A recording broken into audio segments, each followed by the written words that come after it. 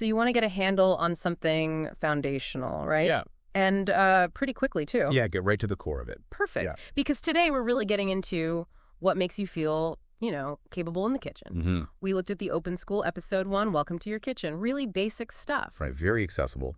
And the idea is to pull out those key things to just, get started with some confidence. Forget the super complicated recipes for now. Exactly. It's about the principles behind the cooking, making the whole thing less daunting. Okay, so the source talks about the core 4. First up, heat control. Ah, yeah. Sounds simple maybe, but understanding high versus low heat, it's actually huge. It really is. Like, high heat gives you that browning, that the Maillard reaction. Yeah. Technically, the tasty crust on steak or charred veg. Right, the flavor. Exactly. And low heat, that's for your gentle simmering, letting flavors blend slowly without anything catching or burning. It's fundamental. Makes sense.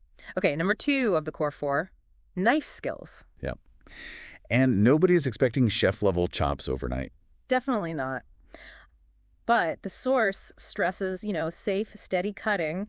It simplifies things a lot. And it's practical, too. If you cut things the same size, Yeah. they cook evenly. Yeah, a good point. No half-raw bits next to burnt bits. Plus, just handling a knife correctly, feeling comfortable, it makes prep work way less of a chore and safer, obviously. Totally.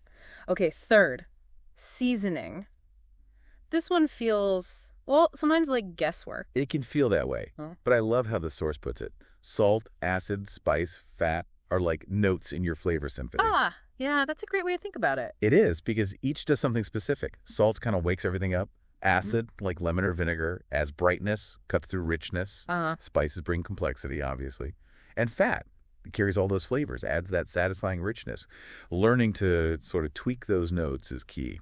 Adjusting the volume on each note. Kind of, yeah. All right, and the last one, timing. Knowing when to wait and when to stir.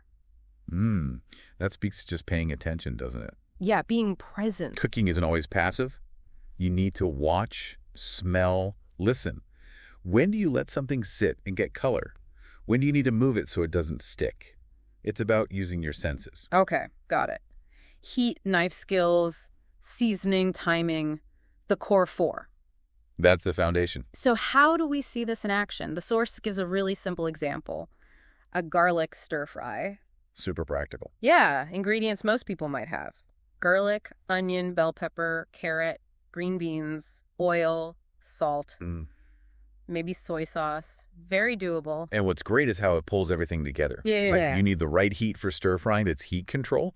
You've chopped your veg knife skills, your seasoning with salt, maybe soy for that umami kick seasoning. And you're watching it stirring at the right moment's timing. Exactly. All 4 in one simple dish. I also really like the mindset piece. They have this Open School tip of the day. Oh, yeah. Your kitchen is your lab. Every dish is an experiment. There are no failures, just lessons. It's fantastic. Takes all the pressure off, doesn't it?